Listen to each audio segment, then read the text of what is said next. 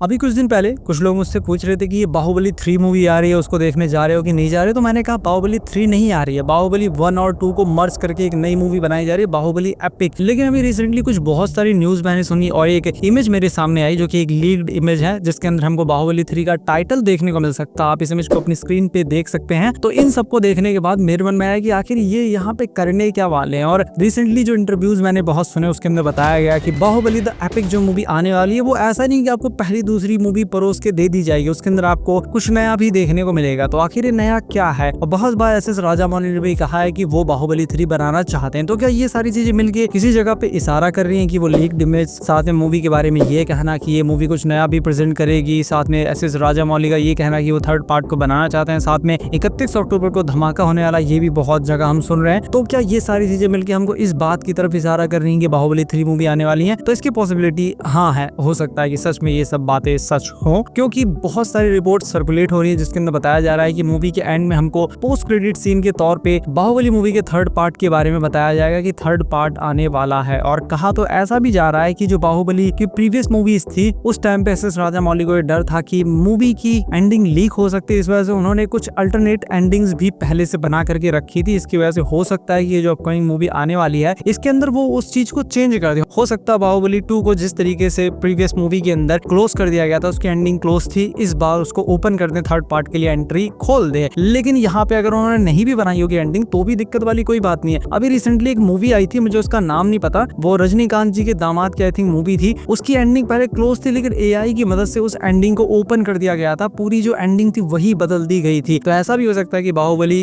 2 movie जो the epic आने वाली है इसके अंदर भी ऐसा चेंज कर दिया जाए ताकि बाहुबली 3 मूवी के दरवाजे खुल जाएं। बाकी होने को बहुत कुछ हो सकता है, लेकिन अगर ऐसा नहीं भी होगा तो आखिर वो कौन से कारण है जिसकी वजह से हमको ये मूवी द एपिक देखनी चाहिए? तो इसका सबसे बड़ा कारण तो यह है कि ये मूवी आईएमएक्स के अंदर रिलीज होगी और आईएमएक्स के अंदर ये हिंदी में भी डेफिनेटली रिलीज होगी। आपको पता है आईएमएक्स के अंदर ओरिजिनल लैंग्वेज में मूवी रिलीज की जाती है या कहीं जिस कंट्री की होती है उसी लैंग्वेज में मोस्टली रिलीज की जाती है। लेकिन मुझे दोबारा मौका मिलेगा इस मूवी को आईएमएक्स 2D में देखने का और मैं तो इस मूवी को देखने के लिए बहुत ज्यादा एक्साइटेड हूँ। और इस बार मूवी के विजुअल्स को और भी ज्यादा एनहांस किया जाएगा, डॉल्बी एटमॉस का सपोर्ट भी इसके अंदर दिया जाएगा जो कि आई थिंक पहले भी था, मुझे नहीं पता एग्जैक्टली, लेकिन विजुअल्स को डेफिनेटली बहुत ज्यादा एनहांस किया जाएगा। जो कि पिछली बार रियलिस्टिक थोड़ा कम लग रहे थे उनको और भी ज्यादा पॉलिश किया गया इस मूवी के अंदर। और आप खुद सोचिए कि अगर मूवी को खाली कट पेस्ट ही करना था, कुछ सीन्स ही काटने थे, दो मूवीज को आपस में मर्ज ही करना था, तो ये तो कोई भी कर सकता था। एस राजामौली ने अपनी महेश बाबू वाली मूवी को छोड़ के वो यहाँ पे आए हैं इस मूवी को बनाने के लिए। इसका मतलब कि सच में इसके अंदर कुछ ना कुछ वो यूनिक ला रहे हैं, क्योंकि एस राजामौली के लिए सबसे बड़ी अगर कोई चीज है तो वो है उनका नाम, उनका ब्रांड, क्योंकि वो अपनी ब्रांड वैल्यू को किसी भी हालत में खराब नहीं कर सकते। तो हम बहुत सारी नई चीजें इससे डेफिनेटली एक्सपेक्ट कर सकते हैं। और प्रोड्यूसर्स ने वैसे तो कहा है कि नहीं बाहुबली 3 की कोई प्लानिंग चल रही, लेकिन मैं खुद सोच रहा हूँ कि मान लीजिए अगर मुझे किसी को सरप्राइज देना है या मैं मूवी का प्रोड्यूसर हूँ, मैं अपनी मूवी के अंदर ये अनाउंस करने वाला हूँ कि थर्ड पार्ट आने वाला है, तो क्या मैं पागल हूँ कि मैं मूवी की रिलीज से पहले सबको बता दूं कि अरे मूवी के अंदर पता हम थर्ड पार्ट के अनाउंसमेंट करने वाले हैं? हाँ सच में अभी हम लोग बता रहे हैं। तो ऐसा तो मुझे नहीं लगता कि कोई करेगा,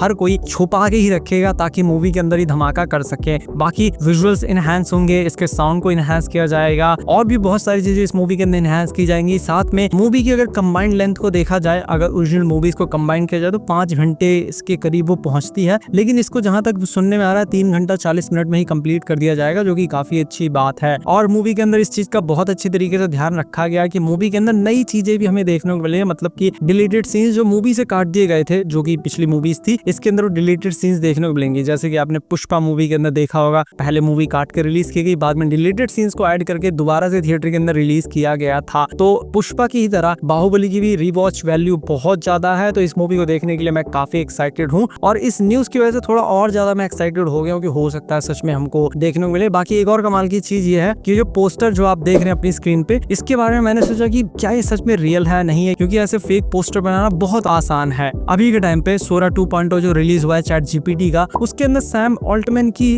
प्रोसेसर चोरी करते हुए वीडियो वायरल हो रही है, जो कि देखने में बहुत ज्यादा रियल लगती है।